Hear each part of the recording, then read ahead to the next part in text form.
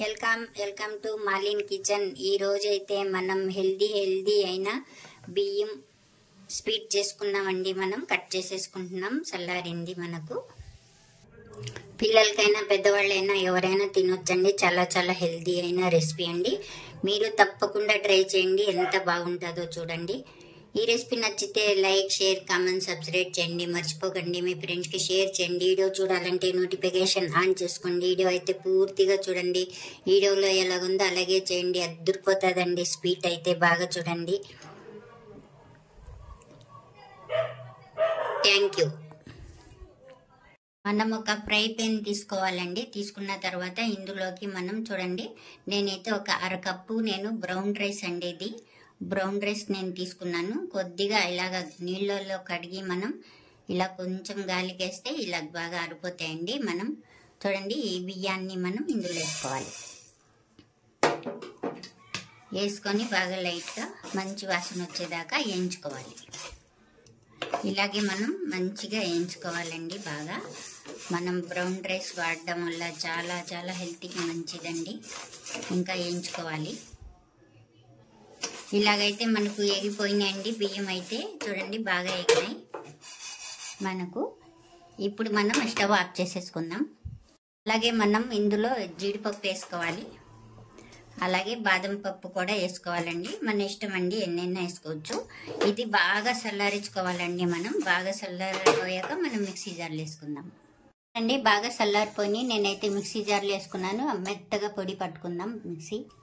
మనమైతే మిక్సీ పట్టేసామండి. చూడండి మెత్తగా అయితే అయింది మనకు. ఇలా ఉండాలి. ఇప్పుడు మనం ఈ పొడిని పక్కన పెట్టుకుందాం. ఇంకో ప్రాసెస్ చూద్దాం. మనం ఫ్రై పెన్ తీసుకోవాలండి. మళ్ళా తీసుకొని ఇందులోకి మనం చూడండి, ఈ కప్పుతోనే నేను బ్రౌన్ బియ్యం తీసుకున్నాను. ఈ కప్పుతోనే నేను కప్పు చక్కెర వేసుకున్నానండి. మళ్ళీ అరకప్పు చక్కెర వేసుకోవాలి. ఒక కప్పు బియ్యానికి కప్పున్నర చక్కెర వేసుకోవాలి. మనం దేంతో కొలుసుకుంటే దాంతోనే మనం చక్కెర కూడా తీసుకోవాలండి. కప్పున్నర వేసుకున్నా.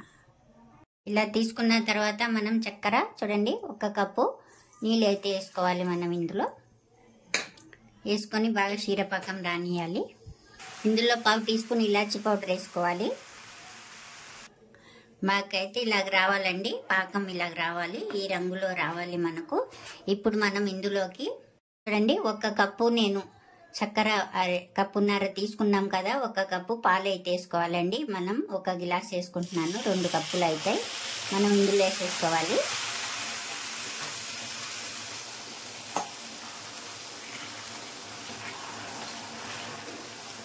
ఇలాగే కలుపుకోవాలి. ఇలాగైతే మనం పాలు బాగా మరిగించుకుని రైస్ పిండిని మనం ఇందులో వేసేసుకోవాలి. వేసుకొని మనం బాగా కలిపేసుకోవాలి. ఇందులోనే 1/2 టీ స్పూను గసగసాలు వేసుకోవాలి.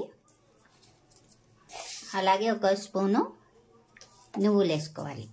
వేసుకొని మనం బాగా కలిపేసుకుందాం.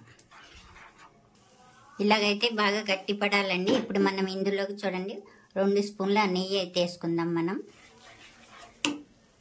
1 స్పూన్ వేసి నేను బాగా కలుపుకున్నాను. మళ్ళీ ఇంకో స్పూన్ వేస్తున్నానండి.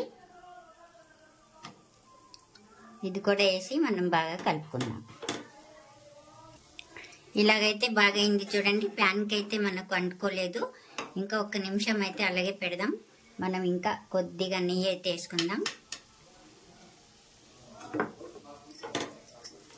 ఇలాగ వేసుకోవాలి. చూడండి బాగా గట్టి పడింది.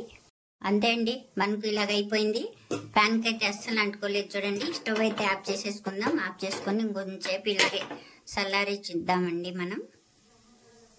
మనం ఒక ప్లేట్ తీసుకొని నెయ్యి రాసుకొని మనం దేంట్లో వేసుకుంటామో దాంట్లోనే మనం ఇందులో వేసుకున్నానండి. ఈ రెసిపీ అయితే మనం ఇప్పుడు చెంచాతో ఇలా చేసేసుకోవాలండి. అంతటిని ఏ షేప్లో కావాలంటే ఆ షేప్లో ఇలాగైతే మనం చేసుకున్నాం. ఇప్పుడు కొద్దిగా గసగసాలు పైనుంచి వేసేసుకోవాలండి. మనం ఇలా వేసుకొని ఇలా చేత్తో ఇలాగ అనుకోవాలి. బాగా చల్లారాలండి. ఇది ఒక అర్ధగంట సేపు మనం చల్లారించుకుందామండి.